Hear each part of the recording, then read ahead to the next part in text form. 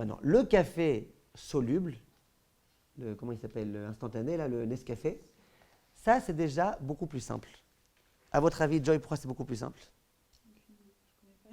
Non, mais pourquoi Hein? Très bien. Ce café-là, dans la plupart d'entre eux, en tous les cas, avant d'être mis en petite graine, il a été cuit déjà. Il a été cuit dans une eau très très chaude. Il a été cuit. Dans un premier temps, on le cuit. Dans un deuxième temps, on procède à cette chose-là. Donc ce café-là, qu'est-ce qui se passe avec lui? Qu'est-ce qui se passe avec lui? Eh bien, en bichoul achar bichoul. Ce café-là, en bichoul achar bichoul, il a déjà été cuit. Donc en bichoul achar bichoul.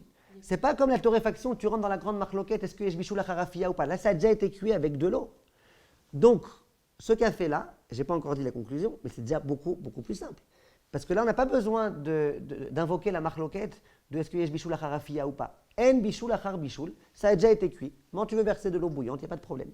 Le Rav Ovadia, il dit que ce café-là, si tu veux verser de l'eau bouillante directement dessus, il n'y a aucun problème. D'accord? Maintenant, là où malgré tout ça reste un peu compliqué, c'est que malgré tout, il n'est pas consommable comme ça. Il n'est pas consommable comme ça. Donc, vous allez me dire, oui, mais un peu plus que le café turc. On peut le mettre dans de l'eau, par exemple. Si on le met dans de l'eau comme ça, si on le met sur un gâteau.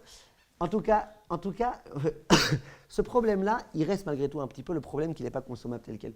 Le Rav Ovadia, lui, il voit aucun inconvénient à ce qu'on verse directement de l'eau bouillante sur ce café Names, là, sur ce café. Maintenant, attention, il faut que ce soit un café qui a vraiment été cuit.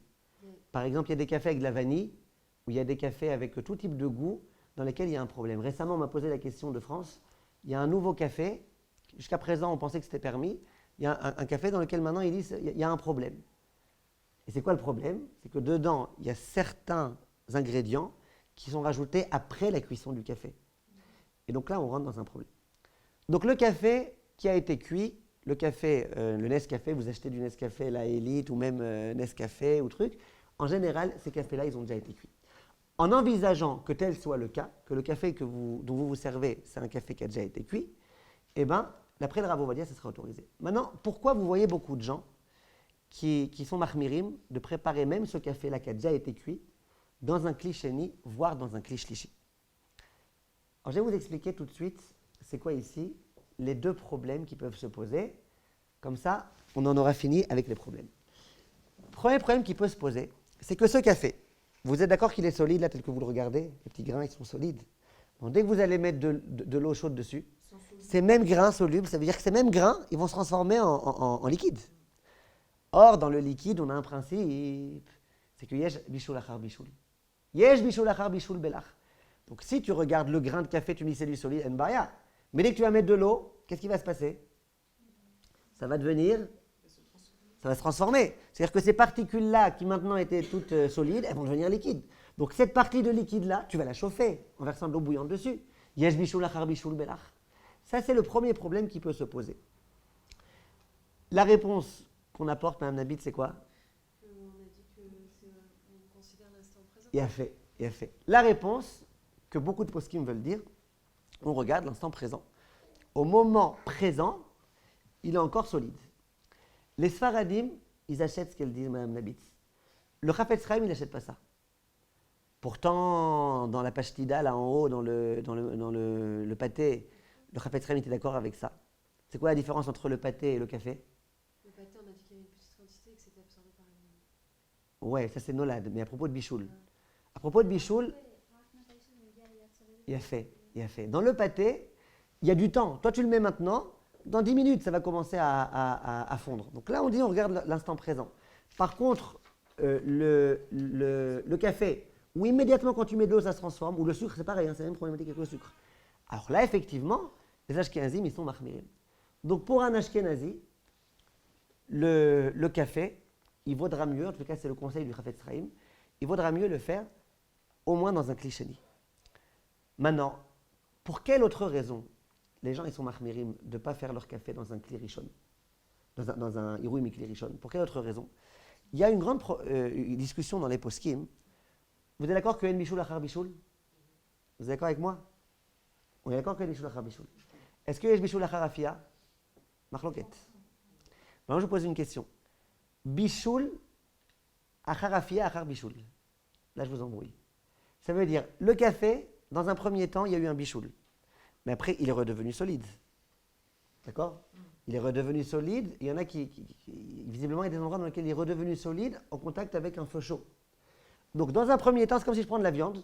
Dans un premier temps, je la cuis avec de l'eau. Après, je la pose sur la plata. Maintenant, elle se cuit avec du feu sans eau. Et après, je veux remettre dans l'eau. Est-ce que yesh bishul achar afia achar bishul? C'est-à-dire, est-ce que la afia qui est entre les deux, elle rompt mon bishul de départ ou pas? Il y en a qui veulent dire que oui. Et c'est la raison pour laquelle dans le café, ils veulent dire, ne me dis pas el bishul achar bishul, il y a eu une afia en plein milieu. Mais pourquoi oui? Enfin, c'est une cuisson en plus. Ouais, mais la afia, elle a retransformé l'état. Ça veut dire que, c'est quoi la... Pas en cru. Pas en cru, mais en afia. Pourquoi dans afia achar bishul ou bishul achar afia, il y a un problème? Parce que c'est deux genres de cuisson différentes. Alors maintenant, alors il y en a qui veulent dire peut-être que la afia, elle casse un petit peu le mode de cuisson Elle premier. ne peut pas annuler une cuisson. Alors c'est la question. C'est justement la question des poskim. Donc pour craindre cette chose-là, certains poskim recommandent, même le café soluble, de faire dans un kli shlishi. Si on veut résumer la halakha les maaseh. Halakha les maaseh, si on a un café dont on n'est pas sûr à 100% qu'il a subi une cuisson à l'eau chaude, là c'est sûr que le conseil qu'on donnera, c'est de le faire au moins dans kli sheni. S'il y a un café dont on est sûr, le Elite par exemple, normal, standard, on est sûr qu'il a déjà été cuit, ou le Nescafé normal, on est sûr qu'il a déjà été cuit. Alors celui-là, si vous suivez Rav Ovadia, vous pouvez même faire un bichoul en versant directement de l'eau bouillante. Pourquoi? Il a déjà été cuit. Le Rav Ovadia, le fait que ce n'est pas consommable tel quel, il dira si, il y en a qui peuvent manger comme ça s'ils veulent. Le fait que bichoul achar afia achar bichoul, ça ne le dérange pas, parce que même bichoul achar afia, ça ne le dérange pas. Donc pour Rav Ovadia, il n'y a aucun problème.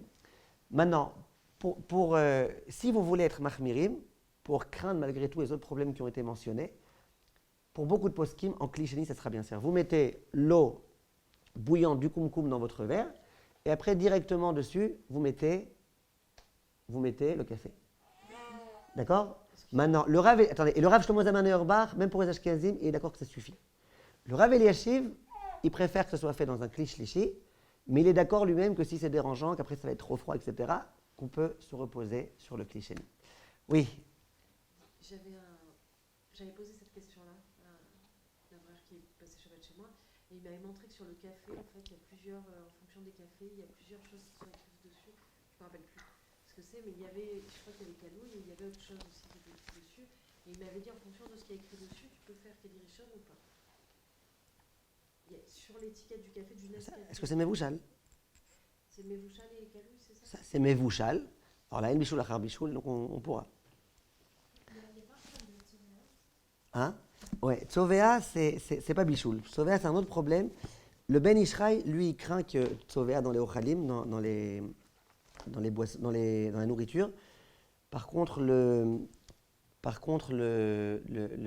plupart des autres poskim, aussi bien Sarat qu'Ashkenaz, ils ne craignent pas tellement le problème de Tzovea. Ils ne pensent pas qu'il y a un problème de colorer la nourriture. On reparlera de ça quand on parlera de Tzovea, mais un des Rishonim qui s'appelle le Yerim, lui, il craint le problème de Tzovea. Le Ben Ishraï, il est posé comme lui. Mais si vous voulez éviter Tzovea, vous savez ce que vous faites? C'est-à-dire, Tzovea, c'est quoi? Si je prends par exemple un kli sheni et que dedans je mets le café commence à colorer l'eau. Là, il y a un problème de Tzovea. Si je veux craindre le Ben Ishraï, qu'est-ce que je fais? Je mets le café dans un kli shlishi, je verse du kli sheni dans le kli shlishi, et là, il n'y a pas de Tzovea. Alors, Joy va me dire pourquoi il n'y a pas de Tzovea. Mon eau, je la colorie. Ça change quoi si tu la colories dans ce sens ou dans ce sens? Très bonne question. En tout cas, vous comprenez? Non, oui, je sais. On voit moins la coloration. C'est-à-dire, dans un cas, on voit la coloration venir. Dans l'autre cas, c'était comme ça.